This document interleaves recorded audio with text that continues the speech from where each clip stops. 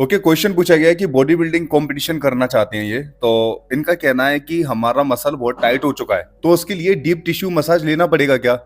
देखो, ये टॉपिक थोड़ा डीपली, ये आपका डीप टिश्यू मसाज वाला अच्छे तरीके से क्लियर करूंगा। इसमें बहुत सारे फैक्टर्स हैं, और अभी आपको ये जो साउंड आ रहे हैं ना पटाखों के, क्योंकि दीपावली चल रही है, सो इन साउंड्स को थोड़ा सा मैनेज करके चलना। ओके, देखो, डीप टिश्यू मसाज कराने का बेनिफिट आपको ये मिलता है, जो आपकी बॉडी में सही से ब्लड फ्लो नहीं हो पा रहा है, ओके, मसल की ओवर टाइटनेस की वजह से जो न्यूट्रिएंट्स कैरी करके ले जाना चाहिए ब्लड द्वारा, वो प्रॉपर नहीं पहुंच पा रहे हैं। ओके, लैक्टिक एसिड बहुत जमा होने लगा है बॉडी में, तब आप इस मसाज को लेते हो तो ये प्रॉब्लम्स देखने के लिए आपको कम मिलेंगे या बहुत हद तक ठीक हो जाएंगी। अब आपको मैं 3 पॉइंट्स और क्लियर करूंगा, जैसे कि number first chiropractor, number second deep tissue massage जो कि करने वाला होता है अलग, और नंबर थर्ड क्रायोथेरेपी। ओके, सो बात करते हैं सबसे पहले फर्स्ट की।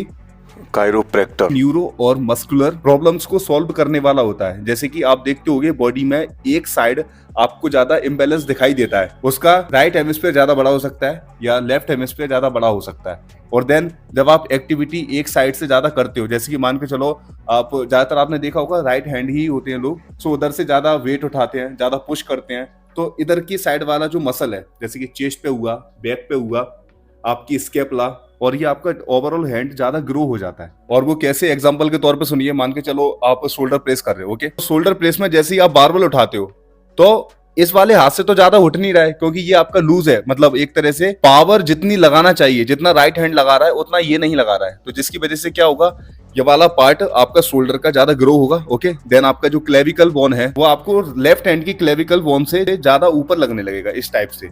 और मैं कई लोगों को देखता भी हूँ अपने जिम में, और जो न्यू कस्टमर्स आते हैं उनको भी देखता हूँ। सो इन सब प्रॉब्लम्स को एक कायरोप्रैक्टर अच्छे से ठीक करता है। अब आती है सेकंड पॉइंट की, जो कि है ये डीप टिश्यू मसाज करने वाला, जो बेसिकली स्पेशलिस्ट होते हैं इसके। बेसिकली इन्होंने इस तरह का मसाज करना काफी अच्छी तरीके से सीखा होता है, वो लोग कायरोप्रैक्टर से अलग होते हैं। ठीक है, इसीलिए मैंने इसको सेकंड पॉइंट पर रखा है।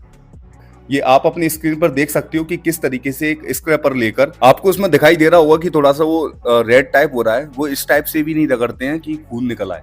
ओके, एक मतलब जितना डीप जाना चाहिए एक मसल में, वो उतना ही जाते हैं, कोई प्रॉब्लम नहीं पड़ती है। हाँ, दर्द जरूर होता है उस टाइम, वो झेलना पड़ेगा आपको। और साथ में एक ये निडल का भी यूज करते हैं, जैसे कि जिस मसल में ज्यादा टाइटनेस है, okay, shoulder, rear deltoids, middle, आपके ट्राइसेप्स, बैक, वहां पर ये थोड़े थोड़े ड्राई निडल्स लगाएंगे, जिससे कि वहां की जो एक ऐठन है, टाइटनेस, वो थोड़ा सा कम हो सके, लूज हो सके, जिससे कि मूवमेंट आप एक अच्छे तरीके से कर पाओ। और वहां कुछ लोग जो बहुत टाइम से जिम जा रहे हैं, ओके, उनको डिजीनेस होती है, जैसे कि मान के चलो थोड़े से चक्कर आने लगते हैं, तो वो ये डीप टिश्यू मसाज जरूर लें, खासकर इस एरिया में। क्योंकि मैंने देखा है ये नेक साइड मसाज लेने से, यानी कि जो ट्रपीजियस मसल है वहां पर मसाज लेने से उनका जो डिजीनेस है, जो चक्कर आना है, वो काफी हद तक सही हो चुका है। ऐसा भी कह सकते हो, जो हमारे अंदर नोट्स हैं, लिम्फ नोट्स, वो अच्छे से काम करने लगते हैं। ओके, और बात जब इसकी डीप टिश्यू मसाज की चल ही रही है, तो एक और पॉइंटर बताना चाहता हूँ। एक्चुअल में आज से 2020 और 21 में जो बिग रैमी ने कंपटीशन जीते थे मिस्टर ओलंपिया के, तो मैंने उनके कोच का एक इंटरव्यू देखा। उन्होंने बताया था कि बिग रैमी में और ज़्यादा मसल मास ऐड करने के लिए मैंने एक बेहतर डीप टिश्यू मसाज करवाया था इनका ओवरऑल बॉडी का। काफ़ी कुछ सेशन में उन्होंने अपने हिसाब से उस थेरेपी को करवाया था एक जर्नी के दौरान, क्योंकि इससे पहले जो बिग रैमी थे एक next level muscle mass put on नहीं कर पा रहे थे अपनी बॉडी में, जिसकी वजह से क्या हुआ, वो मिस्टर ओलंपिया नहीं जीत पा रहे थे। अब देन आपने देख ही लिया 2021 में किस तरीके से उन्होंने एक बढ़िया शानदार जीत दर्ज कराई 2 साल के लिए। और अब हम बात करेंगे कि इसके बाद पानी भी पीने के लिए बोला जाता है, जैसे कि 1 to 2 लीटर। और ऐसा इसीलिए उस मसाज के टाइम आपका मसल ज्यादा से ज्यादा वर्क कर रहा होता है, जिसकी वजह से आपकी बॉडी में डिहाइड्रेशन हो जाती है, और साथ में कुछ इलेक्ट्रोलाइट्स भी बॉडी बाहर निकालने लगती है। सो आप जब भी ये मसाज करवाओ तो उसके बाद थोड़े से ORS का पाउच भी ले सकते हो, कुछ इलेक्ट्रोलाइट्स टाइप भी ले सकते हो, तो मेडिकल में मिल जाएगा वो, या फिर आप नॉर्मल एक 1 to 2 लीटर ड्रिंक कर सकते हो वाटर को। अब बात करेंगे हम नंबर थर्ड, क्रायोथेरेपी की। एक्चुअल में ये एक टाइप की आप मशीन कह लो, जिसमें एक स्पेसिफिक एरिया पर आपको खड़ा किया जाएगा, और देन आपकी बॉडी को पैक कर बस सर का एरिया छोड़ देंगे। या कुछ मशीनें तो ऐसी आ रही हैं कि ओवरऑल कवर करती हैं बॉडी को, बस मास्क बना देते हैं। फिर देन नाइट्रोजन को इतना ज्यादा छोड़ा जाता है, -85 to 190, बल्कि इससे ऊपर भी देखा था। आई थिंक एक बार फिलीथ ले रहे थे 7 टाइम मिस्टर ओलंपिया, वो शायद -205 या 215 डिग्री पर थे। सो इस तरीके से बॉडी को ओवर ठंडा किया जाता है, जिसकी वजह से बॉडी के अंदर होता क्या है, जो ब्लड है वो एक जगह इकट्ठा होने लगता है, जो आपकी नसें हैं वो सिकुड़ने लगती हैं। बॉडी अपने आप को यहाँ पर जिंदा रखने के लिए उस ब्लड को आपके इस एरिया में ज्यादा से ज्यादा इकट्ठा करती है। फिर इस प्रोसेस के बाद आपकी बॉडी में लैक्टिक एसिड भी कम हो जाता है।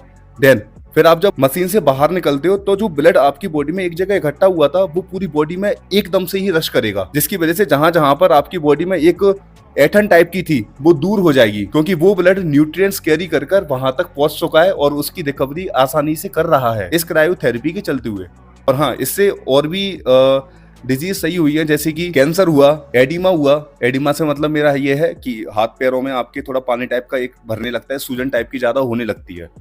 और साथ में जो मेल में एक प्रोस्टेट कैंसर होने के चांसेस बन रहे होते हैं उनको भी काफी ज्यादा हद तक ठीक करता है। मैं ये नहीं कह रहा हूँ कि इसी को लेने से कैंसर में एक मतलब डाउन साइड ज्यादा देखने के लिए मिला है, नहीं, उसके साथ जो डॉक्टर से ट्रीटमेंट मिलना चाहिए वो भी साथ में चलेगा, लेकिन ये क्रायोथेरेपी उसके साथ थोड़ा थोड़ा सपोर्ट कर सकता है और बाकी का डिसीजन जो है वो डॉक्टर लेगा कि क्या करना चाहिए और क्या नहीं।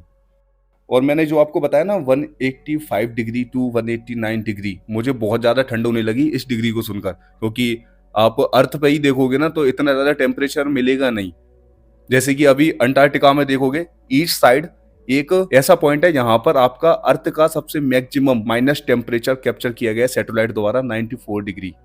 एक ईस्टर्न अंटार्कटिक प्लेट्यू है, शायद मैं गलत भी हो सकता हूँ, शायद सही भी हो सकता हूँ, वो आप थोड़ा सर्च करके देख लेना, अपनी भी नॉलेज बढ़ाइए, मैं ही नहीं बताऊंगा हर चीज, मजाक कर रहा था। सो इस टाइप्स के हैं ये तीनों पॉइंट्स। और हाँ, ये जो डीप टिश्यू मसाज है वही लोग करवाएं जिनका मसल एक नेक्स्ट लेवल पर जा चुका है, और जिनका मसल एक नॉर्मल फेस पर है, मतलब नॉर्मल बॉडी है, वो एक फोम रोलर से भी अपनी मसल के डीप तक मसाज कर सकते हैं, स्ट्रेच कर कर भी अपनी बॉडी के जो एक टाइटनेस है, अकड़न है, उसको काफी हद तक नॉर्मल कर सकते हैं। लेकिन अगर आपको फिर भी लेना है डीप टिश्यू मसाज तो आप डॉक्टर से जाकर कंसल्ट कर सकते हो और वो आपको सही प्रॉपर एक आंसर दे देगा।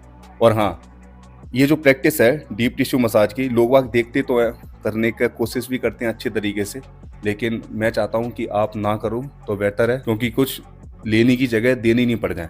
ठीक है, तो जिसका ये काम है उसी को करने दो।